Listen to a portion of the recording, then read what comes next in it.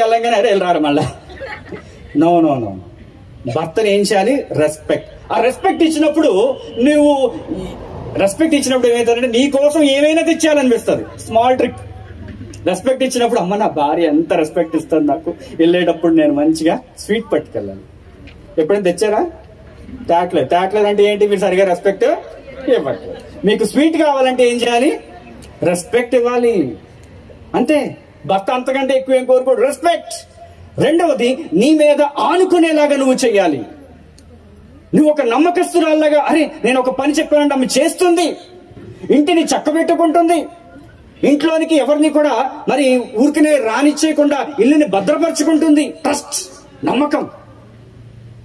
అది ఎక్కడి నుంచి వస్తుంది అని అంటే స్త్రీ నుంచే రావాలి. అది నా భర్త నన్ను నమ్మాలండి, నా భర్త నన్ను నమ్ముతున్నాడా లేదా? నమ్ముతున్నాడు అనిపించుకునేలాగా నీ జీవిత విధానం ఉండాలి. ఏదైనా ఒకటి డిపెండ్ అయిపోవాలి, నీ మీద కంప్లీట్ గా ఆధారపడిపోవాలి, నీ మీదే ఆనుకోవాలి. అవును, నా భార్యకి ఏదైనా పని చెప్తే ఆమె ఖచ్చితంగా చేస్తుంది. అవునంటే అవును, కాదంటే కాదు. నాకు తెలియకుండా ఎవరిని బయటికి పంపించదు, ఎవరు కూడా లోపలికి రాదు. ప్రతిదీ కూడా నాకు ఇన్ఫర్మేషన్ ఇస్తుంది. ట్రస్ట్. అటువంటి నమ్మకాన్ని నువ్వు నీ భర్త దగ్గర నువ్వు తెచ్చుకుంటే నీ హ్యాపీ ఫ్యామిలీ నీ జీవితం అవుతుంది. తర్వాత ఇక్కడ చాలా ఉన్నాయి, కానీ కష్టపడి పనిచేసేటువంటి తత్వము భార్యకు ఉండాలి. బద్దకిష్టలాగా ఉండకూడదు. పొద్దున్న 7 అయ్యేదాకా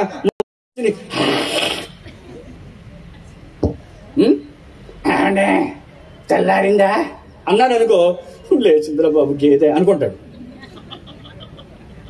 అలా అనకముందే నువ్వు ముందే లేచిపోయి నువ్వు బ్రష్ చేసుకున్నావు అనుకో, ఏమండి అంటావు. ఏమండి. ఆయన ముందు లేచాడు అనుకో, నీ గొంతు ఎలా ఉంటది? అమ్మో, అలా కాదండి. భర్త లెగక ముందే భార్య లేచి అక్కడ ఎవరో చేయెత్తుతున్నారు, ఓకే వెరీ గుడ్, సేమ్. భర్త లేకముందు ఏం చేయాలా? లేచి ఇల్లంతా తుడుచుకుని, అంట్లు తోముకుని, బట్టలు ఉతికి, అప్పుడు లైట్ గా భర్త లే టైం అవుతుంది లే అనాలి. అలా అన్నప్పుడు ఏమవుతుందంటే నీ మీద ఏమవుతుంది? ప్రేమ.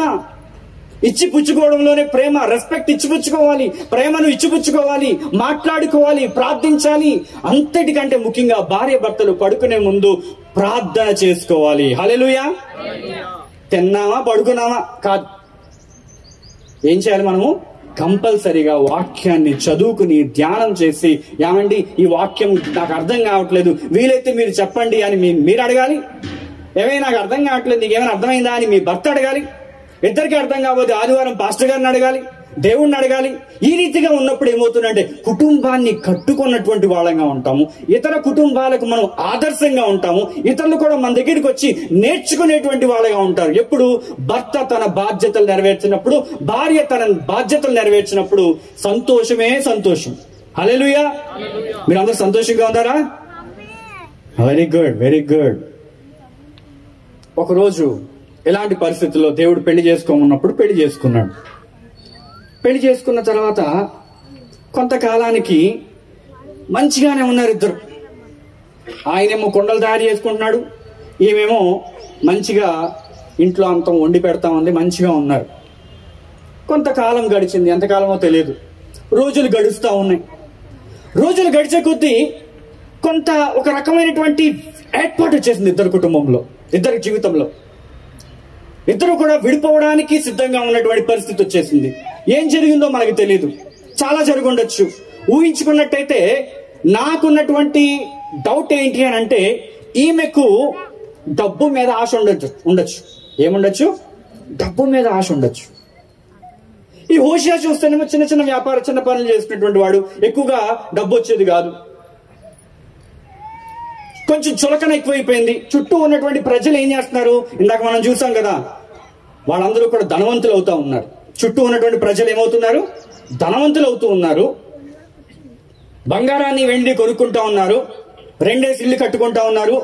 ఆదివారం కూడా వాళ్ళు వెళ్లకుండా డబ్బు సంపాదించేటువంటి పనిలో ఉండి వాళ్ళంతా కూడా ధనవంతులుగా అవుతా ఉంటే ఈమె అనుకుందేమో, అరే నా భర్త ప్రవక్త అయి ఉండి ఏం సంపాదిస్తున్నాడు, కుండలు అమ్ముకుంటున్నాడు, రోజుకి 200 కూడా సరిగా ఇంటికి తీసుకురాడు, కానీ వాళ్ళు చూడు, వాళ్ళ ఇంట్లో టీవీ ఉంది, వాళ్ళ ఇంట్లో ఫ్రిడ్జ్ ఉంది, వాళ్ళ ఇంట్లో ఏసీ ఉంది, ఒక మంచి కార్ ఉంది, బంగ్లా ఉంది. అబ్బా, ఏంటి లోకాన్ని చూసి ఆశ. చిరాకు వచ్చేసింది హోషియా అంటే ఈమెకి. అరే, భర్త మంచోడే కానీ ఏం లేదు, డబ్బు సరిగా లేదు. ఈ రోజుల్లో కూడా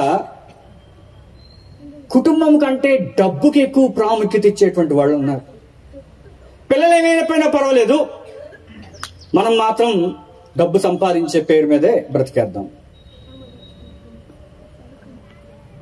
చాలా మందిని వేరే వేరే ఊర్లకి పంపిస్తూ ఉంటాం మనం, కాలేజీకి అని, హైదరాబాద్ అని, విశాఖపట్నం అని, బెంగళూరు అని చదువుకుంటారని. ఇక్కడేమో తల్లిదండ్రులు పొలం పని చేసుకుంటా ఉంటారు. నెల నెల 5,000, 10,000 వాళ్ళకి వచ్చినటువంటి కూలి డబ్బుల నుంచి పంపిస్తూ ఉంటారు. అక్కడ మంచిగా చదువుకోవడం మానేసి జల్సాలు చేసుకునేటువంటి వాళ్ళు ఉన్నారు. వాళ్ళు ఆ కారు కొనుక్కున్నాడు, ఆ స్టూడెంట్ ఈ బండి కొనుక్కున్నాడు, నాకు కూడా ఆ బండి కావాలి. ఇక్కడేమో సైకిల్కి దిక్కులేదు వీళ్ళకి. నాకేమో సరే అని చెప్పేసి నీకేదో చిన్నపాటి మోటార్ సైకిల్ కొంటే ఇది కాదు నాకు కావాల్సింది, నాకు 3,000 బండి కావాలి, 3 లక్షల బండి కావాలి. ఎక్కడి నుంచి వస్తుంది? వాళ్ళేమో ఒంటిపూట భోజనాలు చేస్తా ఉన్నారు. ఆ డబ్బునంతా కూడా సమకూర్చుకుని పిల్లలు పంచిపెడతా ఉంటే వాళ్ళు లోకాన్ని చూసారు. నా ఫ్రెండ్కి ఇది ఉంది, వాడికి ఇది ఉంది, ఈడికి ఇది ఉంది అని చెప్పేసి వాళ్ళని చూసి, లోకాన్ని చూసి తల్లిదండ్రులను బాధ పెట్టేటువంటి వాళ్ళు కూడా ఉన్నారు. చాలా మంది డబ్బు కొరకు వేరే పెళ్లిళ్ళు చేసుకునేటువంటి వాళ్ళు కూడా ఉన్నారు. ఇష్టం లేని పెళ్లిళ్ళు చేసుకునేటువంటి వాళ్ళు ఉండొచ్చు. చేసుకుని కూడా విడిపోయి డబ్బు కొరకు డబ్బు వెనకాల వెళ్ళిపోయేటువంటి వాళ్ళు కొంతున్నారు. అది పాపమని మనకు అనిపించడం లేదా? దేవుడి కంటే ఈ లోకంలో ఉన్నటువంటి విషయాలు ఏమాత్రము ముఖ్యమైనవి కావు అన్న విషయము నీకు అర్థం కావడం లేదా? ఇవన్నీ కూడా ఇచ్చేది దేవుడే. ఆయన్ని మనం వెంబడిస్తే సంతోషంగా ఉంటామని మీకు అర్థం కావడం లేదా? ఈ లోకంలో కనబడేవన్నీ కూడా అశాశ్వతమైనవి, కొంతకాలానికి అవన్నీ కూడా పోతాయి అన్న విషయము మీకు అర్థం కావడం లేదా? నీ తల్లిదండ్రులు నిన్ను వదిలిపెడతారు, నీ భార్య భర్త నిన్ను వదిలిపెడతారు, నీ పిల్లలు నిన్ను వదిలిపెడతారు, నీ ఉద్యోగం నిన్ను వదిలిపెడుతుంది, నీ పరిచర్యను కూడా నువ్వు వదిలిపెడతావు. సమస్తము ఈ భూలోకం వరకే. తర్వాత దేవుడు ఏది నీకు అనుగ్రహిస్తే అదే నీకు. ఆయన నీకు మంచి బహుమతులు ఇవ్వాలి అని అంటే ఈ లోకంలో మనందరము కూడా మంచి బహుమతి అయినటువంటి దేవుణ్ణి మనం అంగీకరించాలి. మంచి బహుమతి అయినటువంటి దేవుని యొక్క ప్రేమ తెచ్చుకోవాలి.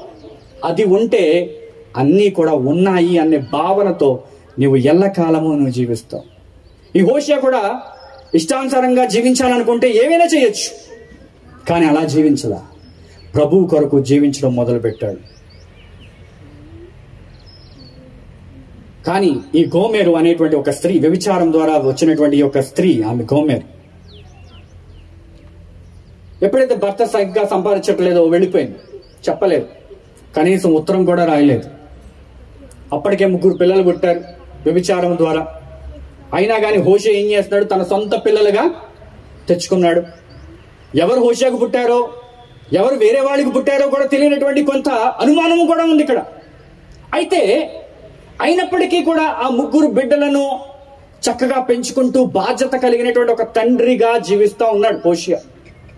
అయితే ఈమె మాత్రము కొంచెము కూడా కృతజ్ఞత లేకుండా విడిచిపెట్టి వెళ్ళిపోయింది.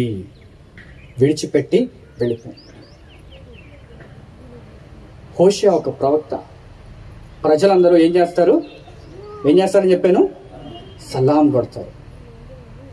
ఇప్పుడు సలాం కొట్టట్లేదు. ఎవడరా నీ భార్యను నువ్వు కాపాడుకోలేకపోయావు? అసలు నువ్వు మనిషివేనా? సరిగ్గా చూసుకోవడం రాదా నీకు? నువ్వు మాకొచ్చి చెప్తావా? దేవుని వాక్యం ముందు ఎవరిని చూసుకోవాలి? నువ్వు నీ పిల్లల్ని చూసుకో, నీ భార్యను చూసుకో. గుండె పగిలిపోయింది. అసలు వ్యాపారం చేయడం ఎలా అవుతుంది అలాంటి పరిస్థితుల్లో? బయట నలుగురిలో తిరుగుతా ఉంటే వాళ్ళు అడిగేటువంటి మొట్టమొదటి క్వశ్చన్ ఏంటో తెలుసా? నీ భార్య వెనక్కి వచ్చిందా? నీ భార్య వెనక్కి వచ్చిందా? పిల్లల యొక్క పరిస్థితి ఆలోచించండి. తల్లి ఒక చోట, తండ్రి ఇక్కడ, తండ్రి దగ్గర పిల్లలు. ఆ పిల్లలకి ఎంత అవమానం ఒకసారి ఆలోచించండి. ఎలా మీ అమ్మ వచ్చిందా? ఎంత బాధ, ఎంత బాధ, ఎంత బాధ.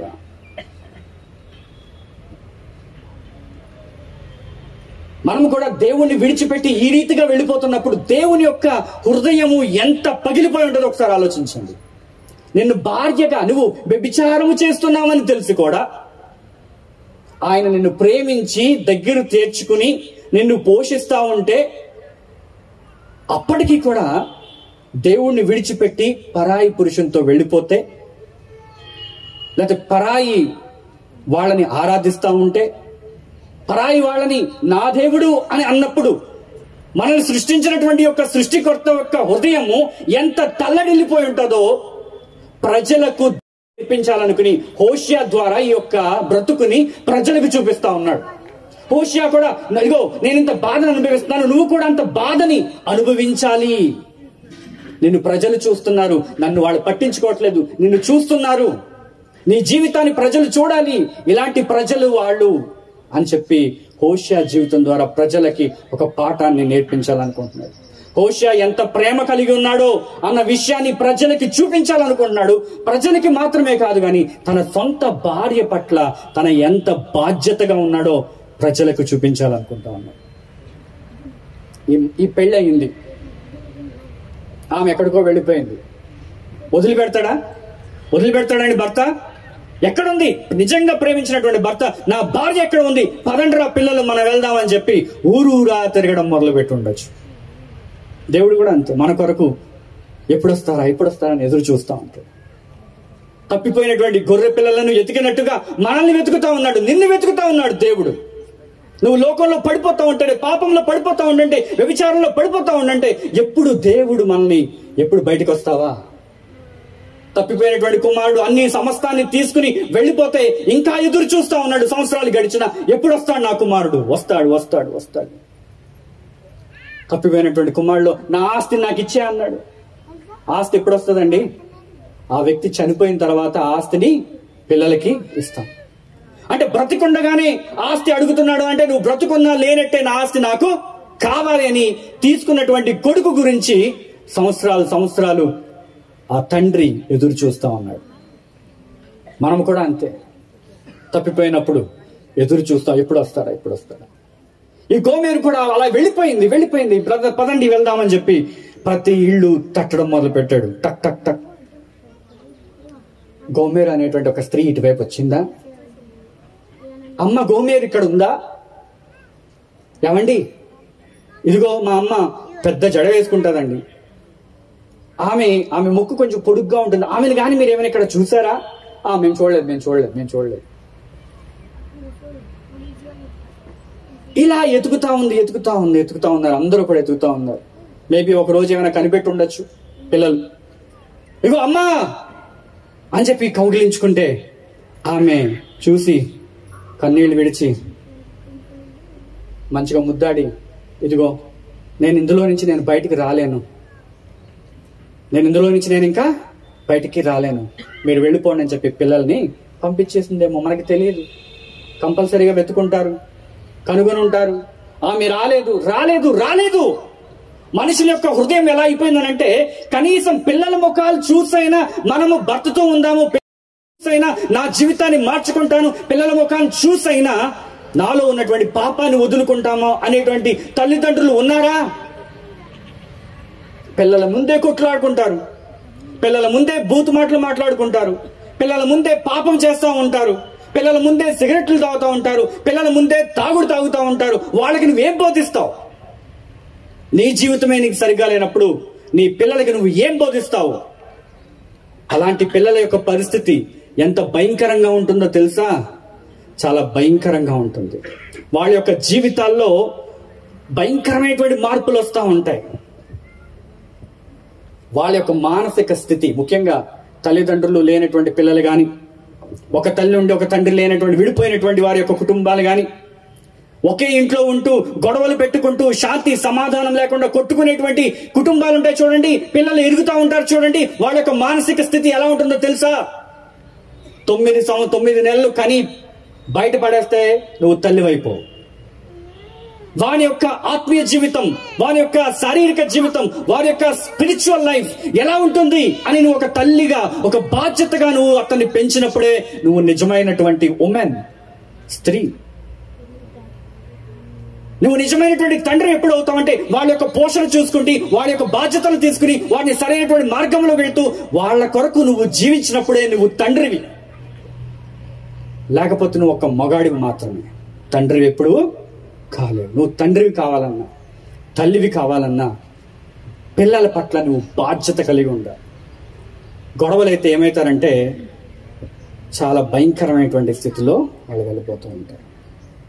ఇవన్నీ టైం అయిపోతుంది కాబట్టి ఇవన్నీ చెప్పట్లేదు, కానీ వాళ్ళు ఎడిక్షన్ అయిపోతారు. అంటే చేయడానికి పనులు చేస్తూ ఉంటారు. మా అమ్మ నాన్న ఇంతే ఎప్పుడు అని చెప్పి నీకు గౌరవం ఇవ్వరు. వాడి యొక్క చదువుల్లో డౌన్ అయిపోతూ ఉంటారు. సో ఇలా ఉండకూడదు అని అంటే మన యొక్క కుటుంబంలో మన యొక్క బాధ్యతను మనము సరిగ్గా నెరవేర్చాలి. ఇంకా ఫైనల్ గా మనం ఆలోచిస్తే ఏమైందో నేను చెప్తా. ఇంకా ముగింపులోకి వస్తా ఉన్నా. ఇలా ఉన్నటువంటి పరిస్థితి, పిల్లలు ఏడుస్తా ఉన్నారు. హోషేయాకి ప్రజలు రెస్పెక్ట్ ఇవ్వట్లేదు. ఒకరోజు వెతుకుతా ఉన్నప్పుడు హోషేయ గ్రంథంలో 2వ అధ్యాయం 7వ వచనంలో ఒక మాట వచ్చింది. హోషేయ గ్రంథం 2:7 ఏమంది చదవండి. అది ఇప్పటికంటే పూర్వమే నా స్థితి బాగుగా ఉండేను గనక నేను తిరిగి నా మొదటి పెనిమిటి యొద్దకు వెళ్ళుదును అనుకోనేను. ఈమె అనుకుంటుందంట. ఏమనుకుంటుంది? ఇప్పుడున్న స్థితి కంటే, ఇప్పుడున్న పెనిమిటి కంటే పూర్వమున్న పెనిమిటి అంటే హోషేయ, అతనే నన్ను బాగా చూసుకున్నాడు, నేను ఇంటికి వెళ్ళాలి అనేటువంటి ఆలోచన ఎవరికి వచ్చిందండి? గోమెరుకు వచ్చింది, భార్యకు వచ్చింది. ఏం ఆలోచన అంటే దాని యొక్క పరిస్థితి ఎలా ఉంది అని అంటే, ఈ రోజున గోమెరు యొక్క జీవితము, నా భర్త వద్దు, పిల్లలు వద్దు అని చెప్పి వేరే వాళ్ళతో వెళ్ళిపోతే, వాళ్ళు ఆమెకి అందం ఉన్నంత వరకు కూడా ఆమెను ఉంచుకున్నారు. ఆమె బలముగా ఉన్నంత వరకు కూడా ఆమెని మంచిగా పోషించారు. కానీ ఆమెకు రోగం వచ్చినప్పుడు, ఆమె నీరసించినప్పుడు, ఇలాంటి చెత్త ముఖం నాకు కనబడకూడదు, వెళ్ళిపో అని చెప్పేసి ఎవరైతే అప్పుడు ప్రేమించారు అని యొక్క గోమెరు అనుకుంటుందో వాళ్ళందరూ కూడా ఇప్పుడు ఏమంటున్నారండి? ఏమంటున్నారు? పో ఇక్కడి నుంచి, నువ్వు పనికిరాని దానివి, నీ ముఖం అకృతమైనటువంటిది, నీలో అందం లేదు, నువ్వు ఎందుకు పనికిరాని దానివి అని చెప్పేసి ఆమెని కాళ్లతో ఇంటి నుంచి బయటకి గంటేశారు. డబ్బు లేదు, అందం లేదు, ఆరోగ్యం అంతకంటే లేదు. వీళ్ళేమో పిచ్చోళ్ళగా ఎదుగుతా ఉన్నారు. అమ్మా సరిగా ఒకరోజు వాళ్ళకి తెలిసిందంటే, ఇదిగో నీ భార్యను ఒక ఊర్లో చూసాము, ఆమె ఏమైందంట వింటున్నారా? నీ భార్యను మేము ఒక ఊర్లో చూసాము, బానిసగా పడి ఉంది సంతలో. ఏమైందంట ఆమె జీవితము? బానిసగా అక్కడ అక్కడ ఉన్నటువంటి ఒక చోట, బానిసలు అమ్మేటువంటి ఒక స్థలంలో, గేదెల్ని, ఆవుల్ని, గొర్రెల్ని, మేకల్ని అమ్మేటువంటి ఒక స్థలంలో, సంతలో ఆమెను అక్కడ పెట్టి, ఇదిగో ఈమెను కొనాలనుకుంటే 2 రూపాయలు, ఈమెను కొనాలనుకుంటే 2 రూపాయలు, లేకపోతే ఈమెను కొనాలనుకుంటే 5 రూపాయలు, ఈ విధంగా వేలం పాట వేస్తా ఉన్నారంట. ఆమెను కొనడానికి ఎవరు రావడం లేదు. వెంటనే తన యొక్క భర్త అక్కడికి వెళ్ళి గోమెరుని చూస్తాడు. అక్కడి నుంచి ఆమె అక్కడ నీరసించిపోయి పడిపోయి ఉంటారు. ఇలా కళ్ళెత్తి చూడంగానే తన యొక్క భర్త, ఎప్పుడో అనుకుంది సంవత్సరం క్రితం, నా భర్తే మంచోడు, నా భర్త దగ్గరికి వెళ్తే నా జీవితం బాగుంటుంది, నా భర్త దగ్గరికి వెళ్తే నా జీవితము మంచిగా ఉంటుంది, నన్ను మంచిగా చూసుకుంటాడు, డబ్బు లేకపోయినా పర్వాలేదు, నా భర్తే నాకు సర్వస్వం, కానీ ఇప్పుడు నాకు మళ్ళా తిరిగి వెళ్ళే అర్హత నాకు లేదు. దట్ ఈస్ కాల్డ్ పశ్చాత్తాపం. ఏమంటారు దాన్ని? పశ్చాత్తాపం. ఎప్పుడైతే ఈ విధంగా అనుకుందో 2వ అధ్యాయంలో, పశ్చాత్తాపం, నా మొదటి భర్త దగ్గరికి వెళ్ళిపోతానని దేవుడు ఆమె జీవితంలో కార్యం చేయడం మొదలుపెట్టాడు. రక్షణ ఇవ్వడానికి మొదలుపెట్టాడు.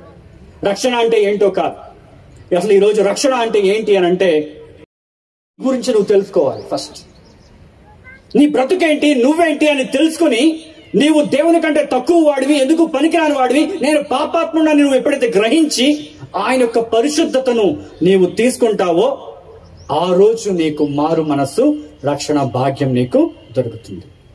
రక్షణ వచ్చింది. ఎప్పుడైతే ఆమెను గోమెరుని చూశాడో వెంటనే పరుగుని వెళ్ళి ఏం జరిగిందో చూద్దాము. 3వ అధ్యాయము 1, 2, 3 వచనాలు కనుక మనం చూసినట్లయితే ఈ రీతిగా ఉంది. మరియు యెహోవా నాకు సెలవిచ్చినదేమనగా, ఇశ్రాయేలు ద్రాక్ష పండ్ల ఆడలను కోరి ఇతర దేవతలను పూజించినను, వినండి, ఇతర దేవతలను పూజించినను వారిని ప్రేమించినట్లు దాని ప్రియునికి ఇష్టురాలైన వ్యభిచారిణియగు దాని యొద్దకు నీవు పోయి దానిని ప్రేమించువు. ఏ దేవుడైతే వ్యభిచారములో ఉన్నటువంటి స్త్రీని పెళ్లి చేసుకోమన్నాడో అదే దేవుడు మళ్ళా ప్రత్యక్షమై ఏం చెప్తున్నాడంటే, నువ్వు ఆమెను ఇంకా ఏం చేయాలండి? ప్రేమించు. ఎంత గొప్ప దేవుడు అయ్యా నువ్వు! అసలు ఎలా దేవుడు అయ్యా నువ్వు? నన్ను శిక్షించాలే, కానీ నువ్వు ప్రేమిస్తున్నావా? నేను ఇన్ని సంవత్సరాలు పిల్లల్ని కనిన తర్వాత వదిలేసి వెళ్ళిపోయి పాపంలో ఉన్నాను. ఎంత అవమానం పొందావు నా నిమిత్తమై. ఎంతో మంది నిన్ను చీ అన్నారు, నువ్వు ఒక ప్రవక్తవా అన్నారు, నువ్వు అసలు దైవజనుడువా అన్నారు, నువ్వు ఇక్కడ పని చేయడానికి వీల్లేదు అన్నారు, నువ్వు దేవుని యొక్క వాక్యం చెప్పడానికి వీల్లేదు అన్నారు. నన్ను క్షమిస్తాడా? నా భర్త నన్ను క్షమిస్తాడా? ఆయన క్షమించిన అక్కడికి వెళ్ళే అర్హత నాకు లేదు. అక్కడికి వెళ్ళే అర్హత నాకు లేదు. కానీ దేవుడు ఇప్పుడు ఏం చెప్తున్నాడు అని అంటే, ప్రేమించుము కాగా నేను అప్పుడు ఏం జరిగిందో హోషేయ చెప్తున్నాడు. కాగా నేను 15 తులముల వెండియు 5 తులముల యవనులను తీసుకొని దానిని కొని ఆమెతో ఇట్లా నేను ఆమె అంత వాల్యూ లేదు అక్కడ. ఫస్ట్ ఆఫ్ ఆల్ వింటారా? ఆమెకు అంత వాల్యూ లేదు. బానిసగా పడిపోయి నీరసంగా ఉన్నటువంటి వ్యక్తికి గాడిద కంటే తక్కువ అమ్ముడుపోయేటువంటి ఆ స్త్రీకి డబల్ మనీ ఎక్కడి నుంచి వచ్చినాయండి? సంపాదించాడు, కష్టపడ్డాడు. కష్టపడింది ఊరికనే ఖర్చు పెట్టలేదు. అమూల్యమైనటువంటి విషయం కొరకు దాచిపెట్టుకున్నాడు. నా భార్య ఎప్పుడైనా కనబడితే ఆమెకి, అదిగో నువ్వు వాళ్ళ దగ్గరికి వీళ్ళ దగ్గరికి వెళ్ళకే, ఇదిగో నీ కొరకు నేను సంపాదించానే, ఇంత డబ్బు నా దగ్గర ఉందే, నావే నువ్వు అని చెప్పాలనుకున్నాడేమో. డబ్బంతా దాచుకున్నాడు. తన కనపడంగానే ఆ డబ్బంతా తీసుకెళ్లి మూటలు తీసుకెళ్లి, ఇదిగో నా భార్య నాకు ఇచ్చే అని చెప్పి 2 చేతులా తీసుకుని ఆమెను ఇంటికి తీసుకుని, అందరూ చెప్పలు కొడదామా? తన యొక్క భార్యని తన ఇంటికి పంపాడు. దేవుడు కూడా మనం చూసినప్పుడు నేర్చించి ఉన్నాం, పాపంలో పడిపోయి ఉన్నాం. కానీ ఎప్పుడైతే నీ మనసులో, అయ్యా నేను తప్పు చేశాను, నా భర్త విషయంలో తప్పు చేశాను, నా భార్య విషయంలో తప్పు చేశాను, నా సంఘం విషయంలో తప్పు చేశాను, నా శరీరాన్ని పాడు చేసుకున్నాను, నాకు అర్హత లేదు అని నువ్వు అనుకుంటావో, అప్పుడు దేవుడు నిన్ను 2 చేతులతో తీసుకుని ముద్దాడి తనకున్నటువంటి ఉంగరాన్ని నీకు చేసి పెట్టి ఆయన యొక్క రాజ్యంలోనికి వారసురాలుగా చేసుకోవడానికి, ఇక మీదట నువ్వు ఇలా బ్రతకకు, ఇక మీదట పవిత్రంగా జీవించు అని చెప్పినటువంటి మాటలను మనం జ్ఞాపకం చేసుకోవాలి. ఒక స్త్రీ నూతన నిబంధనలో పాపం చేసి పట్టుబడితే ఆమెను క్షమించిన తర్వాత యోహాను 8వ అధ్యాయము 1వ వచనం నుంచి 11 వచనాలు కనుక మనం చూస్తే ఆయన అంటూ ఉన్నాడు, నీ పాపాలు నేను క్షమించాను, ఇక మీదట నువ్వు ఈ పాపంలోనికి మళ్ళా రాకు, మళ్ళా వెనుకకు తిరుగకు. మనం కూడా చేద్దామా? ఆయన మరొక అవకాశాన్ని నీకు నాకు ఇస్తా ఉన్నాడు. విరిగిపోయిన హృదయాన్ని బాగు చేస్తానంటున్నాడు. విరిగిపోయిన కుటుంబాన్ని బాగు చేస్తా ఉన్నాడు. దేవునికి నీకు మధ్య విరిగిపోయినటువంటి ఆ బంధాన్ని మళ్ళా కలపడానికి ఆయన ఇష్టపడుతున్నాడు. కానీ నీకు ఇష్టంగా ఉందా? ఒకసారి నీ గురించి ఆలోచించుకో. నీ భర్త భార్యని గురించి ఆలోచించుకో. నీ యొక్క జీవితం ఎలా ఉందో ఆలోచించుకో. దేవుడు క్షమించేవాడిగా ఉన్నాడు. దేవుడు నిన్ను ప్రేమిస్తూనే ఉన్నాడు. ఇన్ని తప్పులు చేసినా, ఇన్ని బాధలు పెట్టినా, పో అని చెప్పినా ఆయన నీ వెనకాల ఎందుకు వస్తున్నాడు అని అంటే, నువ్వు బ్రతుకున్నంత వరకు నీ వెనకాలే ఉంటాడు. హల్లెలూయా. నువ్వు బ్రతుకున్నంత వరకు నీ వెనకాలే ఉంటాడు. ఒక్కసారి నీవు ఆగి ఆయన వైపు తిరుగు. మళ్ళీ, అయ్యా నిన్ను నేను ప్రేమిస్తున్నాను, నీ ప్రేమ గొప్పది, నీవు అమూల్యమైనటువంటి వాడివి, నిన్ను విడిచి నేను ఉండలేను అని నువ్వు ఒక్కసారి చెప్పావా, నీ జీవితంలో అద్భుతమైనటువంటి దేవుని కార్యాలు నీవు రుచి చూస్తావు. ఆమేన్. గొప్ప అద్భుత కార్యాలు దేవుని యొక్క ప్రేమలో మనందరం కూడా చూస్తాం. ఒక్కసారి మనందరం కూడా లేచి నించుని దేవుణ్ణి స్తుతిద్దామా, దేవుని కనపరుద్దామా, ఆయన ప్రేమను కొనియాడదామా. ప్రభు ఇంత గొప్ప దేవుడు ఏంటయ్యా, నువ్వు ఎంత ప్రేమిస్తున్నావు ఏంటయ్యా, నాకు అర్థం కావడం లేదు. ఎటువంటి అర్హత లేనటువంటి నాకు, పాపంలో ఉన్నటువంటి నాకు, విచారంలో ఉన్నటువంటి నాకు, నిన్ను పట్టించుకొని నాకు ఎంత ప్రేమను ఎలా చూపిస్తున్నావు ప్రభు, ఎంత పిచ్చా నేనంటే నీకు. ఆయన స్తుతిద్దామా. ఒకవేళ దేవుడు నీతో ప్రార్థించమని చెప్తే మనం ప్రార్థన చేద్దాం. మన పాపాలను విడిచిపెట్టి దేవుని కొరకే బ్రతకాలి అనేటువంటి ఒక గొప్ప తీర్మానము ఈ యొక్క సభల ద్వారా మనం అందరము కూడా చేసుకుని మన గృహాలకు మనం వెళ్దాము. మనందరం కూడా ఒకసారి ప్రార్థన చేద్దాం. అందరూ కూడా నోరు విప్పండి. దేవుని యొక్క మాటలు విన్నాం కాబట్టి, దేవుడు నీ నుంచి ఏం కోరుకుంటున్నాడో నీకు అర్థమైంది కాబట్టి ఒకసారి ప్రభువా నన్ను క్షమించయ్యా, నీ ప్రేమను అర్థం చేసుకోలేకపోతున్నాను, కానీ నాకు అర్థమైంది. పాపంలో ఉంటే నన్ను క్షమించు. నీ కొరకు బ్రతకాలనుకుంటున్నాను, దానికంటే ఎక్కువగా నిన్ను ప్రేమించాలనుకుంటున్నాను. నీ ప్రేమ గొప్పదయ్యా, నీ జాలి గొప్పదయ్యా, నీ యొక్క సన్నిధి గొప్పదయ్యా. నీ ఉంటే మాకు చాలయ్యా. పరలోకం విడిచావయ్యా, అన్నీ కూడా విడిచావయ్యా నా కోసం. ఎంత గొప్ప దేవుడు అయ్యా. నేను నీ కొరకు ఈ లోకాన్ని విడిచిపెట్టలేనా? హల్లెలూయా, హల్లెలూయా.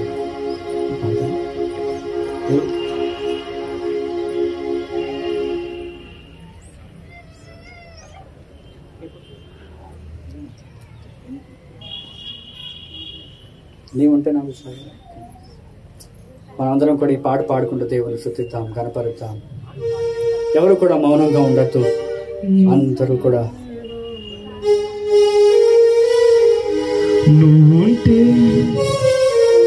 నువ్వుంటే నాకు చాలు యేసయ్యా, నీ వెంటే నేను ఉంటా యేసయ్యా. మనస్ఫూర్తిగా పాడండి ఈ పాట. దేవుడంటే చాలు కదా. నాకు చాలు యేసయ్యా, నీ వెంటే నేను ఉంటా యేసయ్యా. నీ మాట చాలయ్యా, నీ చూపు చాలయ్యా, నీ తోడు చాలయ్యా, నీ నీడ చాలయ్యా. నీ మాట చాలయ్యా, నీ చూపు చాలయ్యా, నీ తోడు చాలయ్యా, నీ నీడ చాలయ్యా. నీ ఉంటే నాకు చాలు యేసయ్యా, నేను ఉంటా యేసయ్యా. నీ ఉంటే నాకు చాలు యేసయ్యా, నేను ఉంటా యేసయ్యా.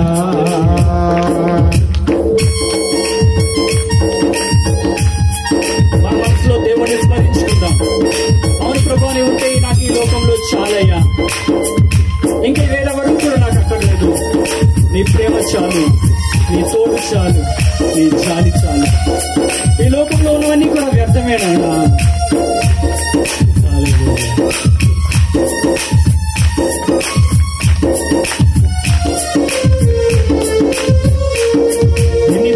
ఎన్ని బాధలు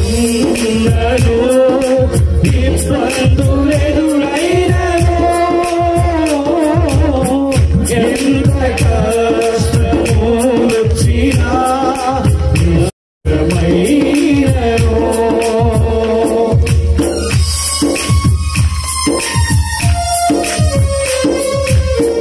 ఎన్ని బాధలున్నను, ఇబ్బందులెదురైనను, ఎంత కష్టము వచ్చినా ఇష్టమైనను. నీ మాట చాలయ్యా, నీ చూపు చాలయ్యా, నీ ప్రేమ చాలయ్యా, నీ నీడ చాలయ్యా. నీ మాట చాలయ్యా, నీ చూపు చాలయ్యా, నీ తోడు చాలయ్యా, నీ నీడ చాలయ్యా. నీ ఉంటే నాకు చాలు యేసయ్యా, నీ వెంటే నేను ఉంటా యేసయ్యా. నీ ఉంటే నాకు చాలు యేసయ్యా, నీ వెంటే నేను చాలయ్యా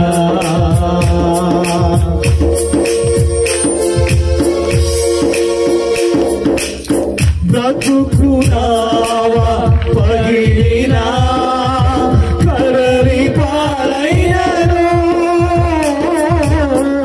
అలలు ముంచి వేసిన ఆశలు అడగారిన యేసయ్యా బ్రతుకునావా పగిలినా కరలి పాలయ్యను అలలు ముంచి వేసిన ఆశలు అడగాయి మాట చాలయ్యా నీ మాట చాలయ్యా నీ చూపు చాలయ్యా నీ తోడు చాలయ్యా నీ నీడ చాలయ్యా నీ మాట చాలయ్యా నీ చూపు చాలయ్యా నీ తోడు చాలయ్యా నీ నీడ చాలయ్యా నీ మాట చాలయ్యా నీ చూపు చాలయ్యా నీ తోడు చాలయ్యా నీ నీడ చాలయ్యా చాలు నీ మాట చాలయ్యా నీ చూపు చాలయ్యా నీ తోడు చాలయ్యా నీ నీడ చాలయ్యా నీ మాట చాలయ్యా నీ తోడు చాలయ్యా నీ ప్రేమ చాలయ్యా ప్రేమ చాలయ్యా అందరం నీ ప్రేమ చాలయ్య అని పాడదాం. నీ ప్రేమ చాలయ్యా. హల్లెలూయా హల్లెలూయా. అందరికీ వందనాలు. Praise lord.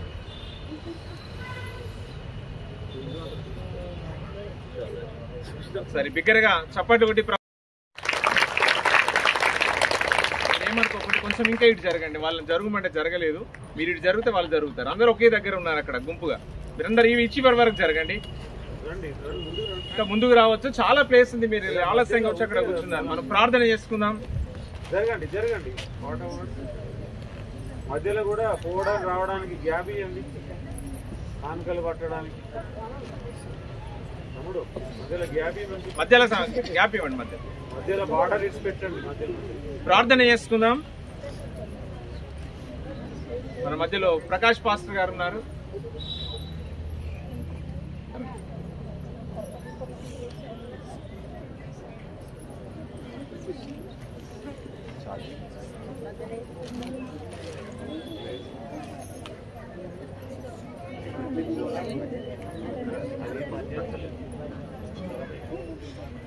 ప్రార్థన చేసుకుందాం. ప్రార్థన. పరిశుద్ధుడు అయిన పరలోకమందున మా తండ్రి, సర్వాధికారి అయిన దేవా, నీ పాద సన్నిధికి వచ్చి మిమ్మల్ని స్తుతిస్తున్నాం. నాయనికి వందనాలు. ఈ మధ్యాహ్నకాల సమయంలో తండ్రి ప్రభువా, మీకు ఆత్మచేత తండ్రి ప్రభువా ఇక్కడున్న నీ దాసులను తండ్రి ప్రభువా నిలబెట్టి తండ్రి ప్రభువా మీ కార్యము జరిగించినందుకు నీకు స్తోత్రాలు చెల్లిస్తున్నాం. నాయనికి వందనాలు.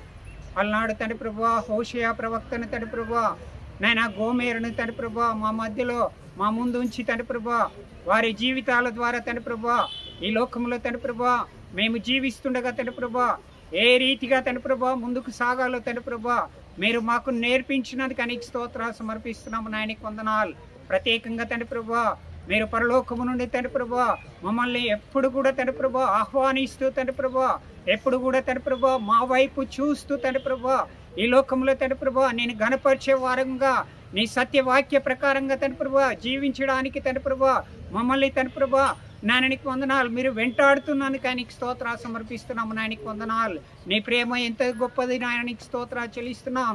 మా కొరకు తండ్రి ప్రభువా మీరు కలవరి సిలువలో తండ్రి ప్రభువా మీ ప్రాణమును పెట్టి తండ్రి ప్రభువా మీరు మరలా మరలా మరలా తండ్రి ప్రభువా మమ్మల్ని క్షమిస్తూ తండ్రి ప్రభువా నాయనికి వందనాలు. మీరు మా పాపములను తండ్రి ప్రభువా నాయనికి వందనాలు క్షమిస్తూ తండ్రి ప్రభువా పశ్చాత్తాపం కలిగి తండ్రి ప్రభువా నీ సన్నిధికి వచ్చినప్పుడు తండ్రి ప్రభువా మమ్మల్ని తండ్రి మీరు స్వీకరించి తండ్రి ప్రభువా మీ రాజ్యమును తండ్రి ప్రభువా మీ పరలోక రాజ్యమును తండ్రి ప్రభువా నిత్య జీవమును తండ్రి ప్రభువా నాయనికి వందనాలు. మీకు శ్రేష్టమైన రక్షణలో తండ్రి ప్రభువా ఆనందించే గొప్ప ధన్యత తండ్రి ప్రభువా ఇక్కడున్న మాకందరికీ ఇచ్చినందుకు అనేక స్తోత్రాలు చెల్లిస్తున్నాము. నాయనికి వందనాలు. ఇంకా నీ దాసుని తండ్రి ప్రభువా మీకు ఆత్మచేత నింపి బలపరిచి దీవించమని ప్రార్థన చేస్తున్నాం. ఈ పెండాల కింద ఉన్న తండ్రి ప్రభువా చిన్న బిడ్డలను తండ్రి యవనస్తులను స్త్రీలను తండ్రి ప్రభువా నీ సేవకులను తండ్రి ప్రభువా మీరే తండ్రి ప్రభువా మరొకసారి బలపరిచినందుకు నీకు స్తోత్రాలు సమర్పిస్తున్నాం. మీ ఆత్మ చేత నింపి తన ప్రభా మీ కృపలో భద్రపరిచి మేలు చేత నింపమని ప్రార్థన చేస్తూ ముందున్న కార్యక్రమాన్ని కూడా మీ చేతులకు అప్పగించుకుంటూ యేసు క్రీస్తు పరిశుద్ధ నామములో ప్రార్థించి వేడుకొంచున్నాం తండ్రి. ఆమేన్. మన మధ్యలో మరి మిషన్ పెద్దలు ధనంజయ రెడ్డి గారు ఉన్నారు. వారిని ఇంతకుముందే మనం ఆహ్వానించిన వారు లేరు. వారిని సాధారణంగా వేదికపైకి ఆహ్వానిస్తున్నాం. కోతి జాకబ్ గారి దగ్గర బ్యాడ్జ్ ఉంది, అట్లా అది కూడా ధరింపజేయాలి. వారు వచ్చి మనల్ని ఉద్దేశించి కొన్ని గ్రీటింగ్స్ వాళ్ళు చెప్తారు. చప్పటి కొట్టి ప్రభు నామాన్ని కనపరుద్దాం.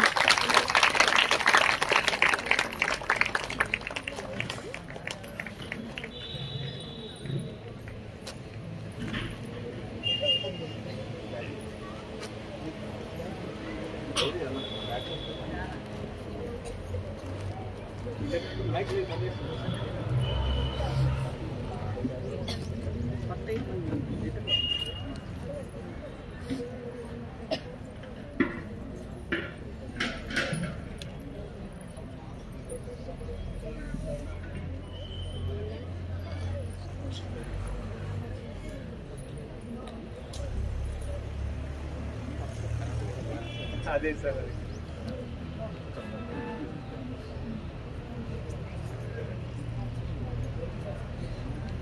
ప్రభు నామంలో చేరి వచ్చిన దేవుని బిడ్డలందరికీ వందనాలు, స్తుతులు చెల్లిస్తుంటున్నాను. మరి అద్భుతంగా దేవుడు ఈ 3 దినాల ప్రోగ్రాంను ప్రభా మరి ఆయనకు మహిమకరంగా జరిగించినందుకు దేవుని స్తుతిస్తుంటున్నాను. మరి గత 3 సంవత్సరాల నుంచి మనం క్రమంగా జరుపుకుంటున్నాం. ఎన్నో సంవత్సరాలు నిలిచిపోయిన మరి ఉజ్జీవ సభలు మళ్ళీ స్టార్ట్ చేసుకోవడానికి, మళ్ళీ మొదలు పెట్టుకోవడానికి మనకి ఇచ్చిన దేవుని కృపను బట్టి సహకరించిన ప్రతి ఒక్కరికి కూడా మరి వందనాలు చెల్లిస్తున్నాను. నిజంగా మన అందరం కలిసి రావడము సైతానుకు ఇష్టం లేదు. మనం ఎవరింట్లో వాళ్ళు ఉంటే, సంఘానికి దూరంగా ఉంటే సైతానుకు చాలా సంతోషం. మరి మనం ఒక దగ్గర వచ్చినప్పుడు దేవుని మాటలు వింటాం. దేవుని మాటలు విన్నప్పుడు వినటం వలన విశ్వాసం కలుగునన్నట్టుగా మనము దేవుని మాటలు విన్నప్పుడు దేవుని మాటలు మన హృదయంతో మాట్లాడి ఒప్పించబడతాం. దేవుని సన్నిధిలో సరిచేసుకుంటాం. మరి వాక్యం వెలుగులో సరిచూసుకుంటాం. మరి అలాంటి అవకాశం మనకి ఉజ్జీవ సభల ద్వారా జరుగుతుంది. మరి ప్రయాసపడిన ప్రతి ఒక్కరిని బట్టి దేవుని స్తుతిస్తున్నాను, వారికి అభినందనలు తెలియజేస్తున్నాను. ముఖ్యంగా కూడి వచ్చిన మీరందరూ, మీరు రాకుంటే కూడా ఈ యొక్క సభలకు అర్థం లేదు. మీరందరూ వచ్చి పాల్గొని మంచి వాక్యం మరి వినగలిగినందుకు ఇప్పుడు గట్టిగా చెప్పండి సార్. మాటలు మళ్ళీ చెప్పమంటున్నారు. ప్రయత్నం చేస్తాను. మరి ఎన్నో దినాలు ఇలాంటి ఉజ్జీవ సభలు ఆగిపోయి గత 3 సంవత్సరాలుగా మళ్ళీ మనం ఆరంభించుకొని జరుపుకుంటున్న దాన్ని బట్టి నేను ప్రభువుని ఎంతగానో స్తుతిస్తుంటున్నాను. మరి ఈ యొక్క మీటింగ్లకు సహకరించిన ప్రతి ఒక్కరికి కూడా నా అభినందనలు తెలియజేస్తున్నాను. మరి మనం ఇలాగా కూడి రావడం ద్వారా సైతానుకు సిగ్గు, దేవునికి మహిమ కలుగుతుంది. మరి ఇలాంటి కూడికలకు రావడం ద్వారా దేవుని వాక్యపు వెలుగులో మనల్ని మనం సరిచూసుకోవడం ద్వారా మనల్ని మనం సరి చేసుకొని దేవునికి మరొకసారి సమర్పించుకొని దేవుని కొరకు జీవించడానికి ఈ యొక్క ఉజ్జీవ సభలు మనకు సహాయం చేస్తాయి. మరి మన ఫీల్డ్ లో జరుగుతున్న వీటిని బట్టి మరి నేను దేవుని స్తుతిస్తున్నాను. మరి దీంట్లో వచ్చి పాలు పొంది దేవుని మహిమపరిచినందుకు మీకు కూడా నేను అభినందనలు తెలియజేస్తున్నాను. మరి ఈ యొక్క కూడికలు మనం ఫీల్డ్గా ఇక్కడ చేసుకున్నాం. నా ఆశ ఏంటంటే ప్రతి సంఘంలో కూడా ఇంకెంతో మంది రాలేదు. ఈరోజు గనక చూస్తే మనకు ఒక 1,000 మంది వచ్చినారు. ఇంకా 300 మంది మన సంఘాల్లో ఉన్నారు. కాబట్టి వారందరూ కూడా దేవుని వాక్యంలో బలపడాలంటే మనం మన సంఘాల్లో ఇలాగ కనీసం ఒక 2 రోజులన్నా కూడికలు పెట్టుకుంటే దేవునికి మహిమ వస్తుంది, మన సంఘాలు బాగుపడతాయి. మరి మీ సంఘ నాయకులకు నా విజ్ఞప్తి ఏంటంటే ఒక 2 దినాలైనా మీరు ఉద్యోగ సభలు మీ సంఘాల్లో పెట్టండి. మరి ఆ విధంగా మన జీవితాలు బాగుపడాలంటే దేవుని వాక్యంను మనము పరిశోధించే వారంగా, వాక్యం వెలుగులో మనల్ని మనం సరి చేసుకోలే వారుగా ఉండాలి. మరి అలాగూ చేద్దాం. దేవుడు మనకు సహాయం చేస్తాడు. ఏ కార్యమైనా, ముఖ్యంగా దేవుని కార్యం ఆరంభంలో ఇది ఎలా జరుగుతుంది అని అన్నట్టుగా ఉంటుంది. కానీ దేవుడు అద్భుత రీతిగా మరి 5 రొట్టెలను 2 చేపల్ని 5,000 మందికి పెట్టినట్టుగా దేవుడు ఆశీర్వదిస్తాడు. కాబట్టి దేవుని స్తుతిద్దాం. మరి ముఖ్యంగా ఈ యొక్క కమిటీ వారికి నా అభినందనలు తెలియజేస్తూ అవకాశం ఇచ్చినందుకు మీకు కూడా నా యొక్క కృతజ్ఞతలు. దేవుడు మిమ్మల్ని అందరినీ దీవించును గాక. Thank you. Thank you sir. Thank you for your support sir. మరి మిషన్ లో వారి ద్వారా జరుగుతున్న కార్యక్రమాలు ఉంటున్నాయి. మిషన్ అంతటి కలిపి కూడా ఒక మీటింగ్ పెడితే బాగుంటది. మన ఫీల్డ్ తరఫున ఇంతమంది మేము వెళ్లి పాల్గొందాం. ఇది ఆరంభం మాత్రమే. సార్ చెప్పినట్టు కొన్ని ఆటుపోట్లు ఉంటాయి. మనం ఒక పని తలపెట్టినప్పుడు కొన్ని శోధనలు, సమస్యలు వస్తాయి. వాటిని అధిగమించి మరి ఎంతో ప్రార్థనా పూర్వకంగా ముందుకు వచ్చాం. ఈ రోజు మనం సక్సెస్ అయ్యాం. సార్ చెప్పినట్టు ఇంకా చాలా మంది ఉన్నారు. కొంత టైం పడుతుంది. వారందరినీ మనం తిరిగి మరొక సంవత్సరంలో మనందరం కలుసుకున్నాం. ఇది ప్రాముఖ్యమైన సమయం. మరి సెక్రటరీ గారు, తర్వాత ట్రెజరర్ గారు ముందుకు రావాల్సిందిగా ఆహ్వానిస్తున్నాను. మీ దగ్గర ఉన్న రిజిస్టర్స్, రిపోర్ట్స్ పట్టుకొని అవేమున్నా. హల్లెలూయా. మీలో ఎంతమంది సంతోషంగా ఉన్నారు? ఎందును బట్టి సంతోషంగా ఉన్నారు? బిగ్గరగా చెప్పాలి. వాక్యమును బట్టి. తండా నుంచి వచ్చిన అమ్మాయి చెప్పింది. వాక్యమును బట్టి. శివాలి తండా నుంచి వచ్చిన అమ్మాయి చెప్పింది. కరెక్టేనా చెప్పింది? చిబ్బితండ. వాక్యమును బట్టి సంతోషం ఉంది, భోజనాన్ని బట్టి సంతోషంగా ఉంది, మన వాళ్ళందరినీ కలిసినందుకు బట్టి సంతోషంగా ఉంది, ఇక్కడ చేరిన మన పెద్దలను బట్టి సంతోషంగా ఉన్నది, మేము మాట్లాడుతున్న మాటలను బట్టి, మీరు పాడుతున్న పాటల్ని బట్టి, సహవాసాన్ని బట్టి మనందరికి ఎట్లుంది? సంతోషంగా ఉంది కదా. ఇది చాలా ప్రాముఖ్యమైన సమయము. ఈ మీటింగ్స్ కోసం ప్రార్థించినాం. అనేక మందిని మేము ప్రోత్సహించి కానుకల కోసం సిద్ధపరిచినాం. ఈ సమయంలో ఇంకా ఎవరైనా ఈ మీటింగ్స్ కి నా సొంతగా నేను ఇవ్వాలనుకుంటున్న నా కుటుంబం తరపున అనుకునే వాళ్ళు ఎవరున్నా వారిని ఆపేది లేదు. కొంతమంది ఒకవేళ పాస్టర్స్ మిమ్మల్ని కలవలేకపోవచ్చు, మీ దగ్గరికి రిసిప్ట్ బుక్ రాకపోవచ్చు, లేకపోతే మీరు రాసిన తర్వాత మీకు ఇంకా ఎక్కువ ఇవ్వాలనిపించవచ్చు. సో ఇది సరైన సమయం. ఈ వేదిక దగ్గర కూర్చున్న 100 రూపాయల దగ్గర నుంచి మీరు ఎంతన్నా ఇవ్వండి. మీరిచ్చేది ప్రతిదీ కూడా దేవునికి మహిమకరంగా వాడడం జరుగుతుంది. ఆ అవకాశాన్ని మీరు అందరూ ఉపయోగించుకుంటారు. ఒక 5-10 నిమిషాల్లో నేను ఇది ముగిస్తాను. అలాంటి ఉత్సాహంగా ఉన్న వాళ్ళని నేను ఆపడం నా వల్ల అయితే కాదు. కాబట్టి దేవుని యొక్క పరిశుద్ధాత్మ ప్రేరేపణ వలన నేను అది కోరుతుంటున్నాను. గతంలో మీరు ఇచ్చారు, అది జరిగింది. కాబట్టి దయచేసి ఎవరున్నా, వేదిక కింద ఉన్నా ఎవరున్నా, మీ దగ్గర ఎంతున్నా ముందుకు రండి. అమ్మ నా మాట కోసం ఎదురు చూస్తున్నట్టున్నది. నా కోసం అమ్మ వచ్చేది. చెప్పని కొట్టండి. మీకు అమ్మ పేరు, ఊరు. గారు మీరు సాటుకోలేదు, మీరు ముందుకు ఉండాలి. ఇది ఇక్కడిచ్చి పేరు చెప్పమ్మా. ఎవరు? రామ్ సాగర్ ట్రెజరర్ గారికి దూసుకుపోతున్నాడు. బిగ్గర్ గా చెప్పట్లు సెక్రటరీ గారు. ఇంకా మైక్ ఇస్తాను. అమ్మ ముందు వరుసలో కూర్చుంది, పట్టుకొనే కూర్చున్నట్టుంది. మరి నా మనసులో మాట ఎట్లా తెలిసిందేమో నాకే తెలియదు. అందే జోయల్ రాజ్ నా దగ్గర నుంచి డబ్బులు తీసి నా దగ్గరికే మళ్ళీ నాకిస్తాడు. అందే జోయల్ రాజ్ 1000 రూపాయలు ఇచ్చాడు. భాస్కర్ గారు, ప్రకాష్ అన్న కుటుంబం తరపున వారు ఇచ్చారు. ఆల్రెడీ మళ్ళీ ఒకసారి 500 రూపాయల కానుకలు ఇస్తున్నారు. మీరు చప్పట్లు కొట్టండి.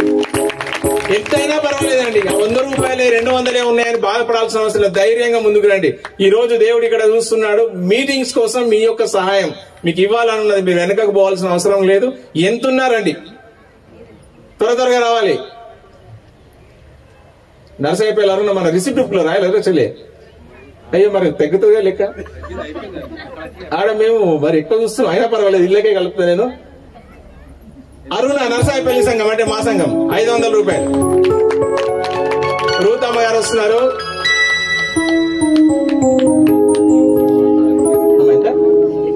మొన్న ఉంది ఇప్పుడు అయ్యి ఉందా అమ్మగారు. రూతమ్మ గారికి 100 రూపాయలు.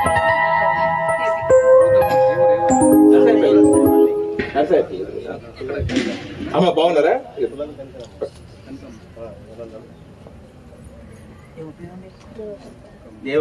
దేవకృప గారు చేరియాల్లోనే మా సంఘస్థురాలే.